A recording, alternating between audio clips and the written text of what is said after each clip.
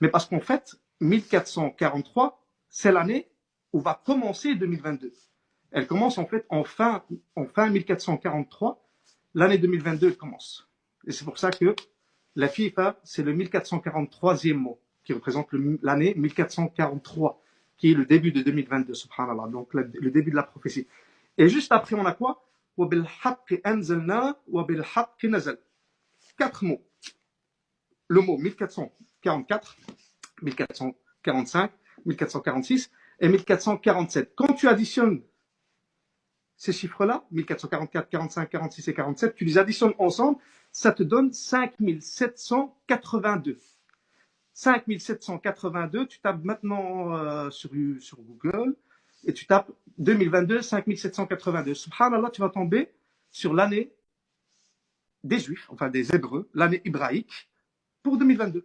Donc 5782, c'est 2022 en année hébraïque. Et quand je te disais, c'est quoi la vérité? Et par la vérité, nous l'avons descendu, et par la vérité, il est descendu, le Coran.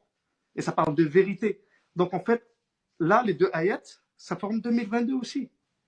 Mais en année hébraïque. Donc, qu'est-ce que je disais? Oui, je continue, d'accord. Inch'Allah, t'es assez. Voilà, donc on avait dit à partir de la révélation à Moïse, à partir de ce moment-là jusqu'au mot la fin 1443 mots. Et les deux ayats qui viennent après tout ça, les deux ayats qui sont c'est 4 mots qui sont 1444, 45, 46 et 47.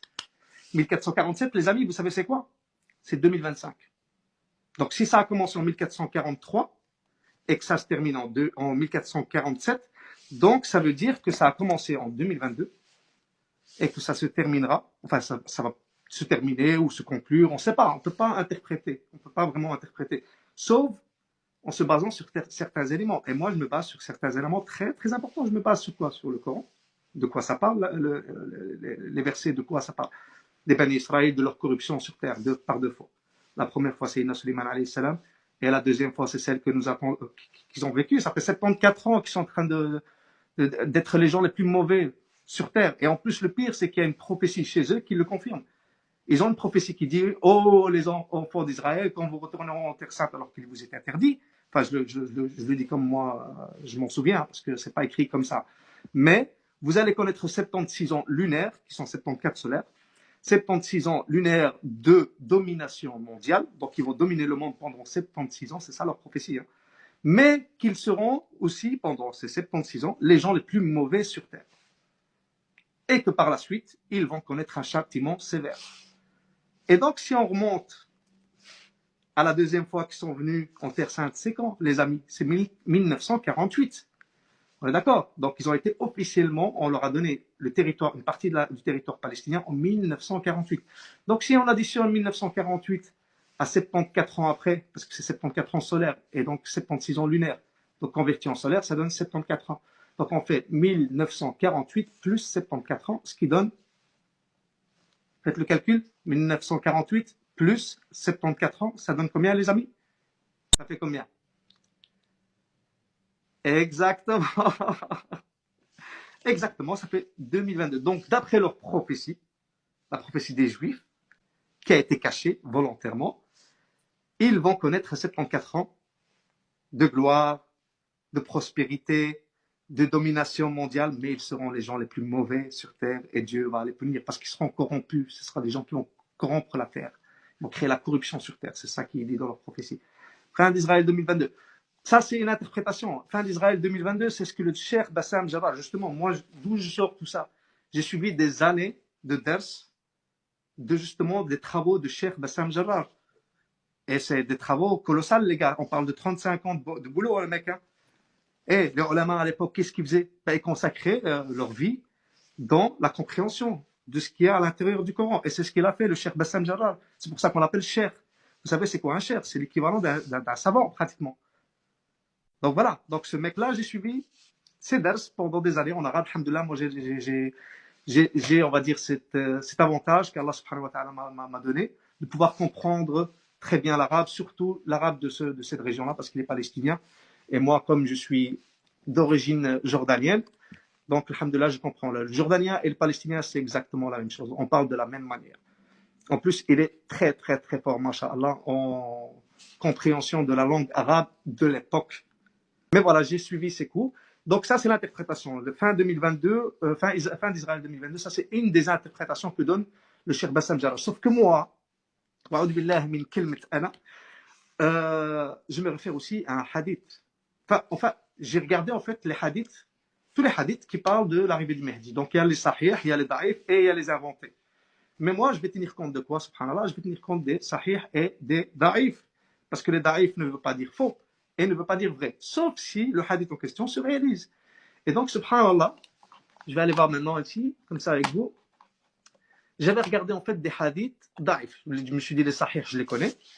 Donc, je vais aller voir les hadiths daïf. Et quand j'ai été voir les hadiths daïf, les amis, j'ai regardé que les plus connus, c'était, on va dire, 63 hadiths. 63 hadiths daïf. Ok, les amis? Mais quand j'ai lu un par un les hadiths, je me suis rendu compte que sur 63 hadiths daïf, il y en avait 57 qui s'étaient déjà produits. Et que sur les 57 qui s'étaient déjà produits, les 57 en question, ça parle de quoi? De la période antérieure à l'apparition du Mahdi. Donc ça prévient comment il va apparaître plus ou moins.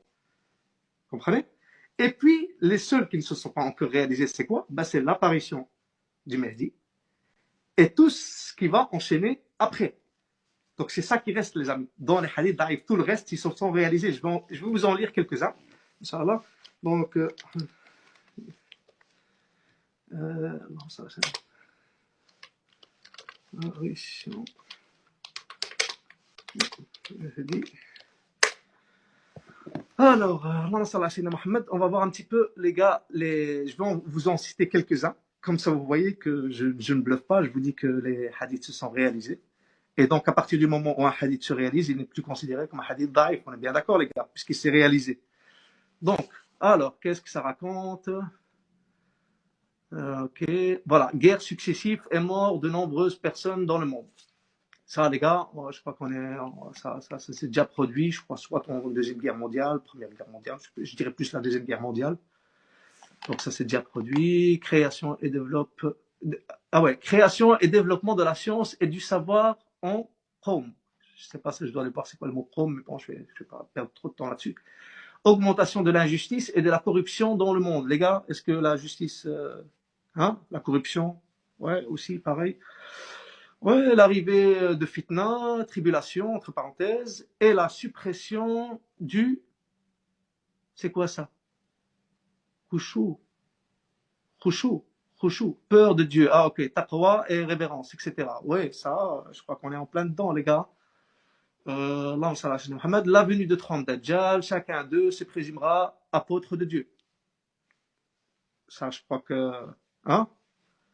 combien de fois des gens sont venus, moi je suis le Mehdi, je crois qu'on a passé, je crois, le 30 ou je sais pas, une personne passant par une tombe pourra dire à une autre, je souhaite que ce soit ma demeure. Donc les gens souhaiteront mourir, c'est ce que ça veut dire entre autres. Et je crois qu'il y a beaucoup de gens qui se suicident pour des études, pour des trucs où si tu avais un minimum de iman, tu l'aurais jamais fait. Si tu avais un minimum de foi, tu l'aurais jamais fait. Te suicider pour des études ou pour un examen raté ou des trucs comme ça. C'est qu'Allah nous en préserve, les amis.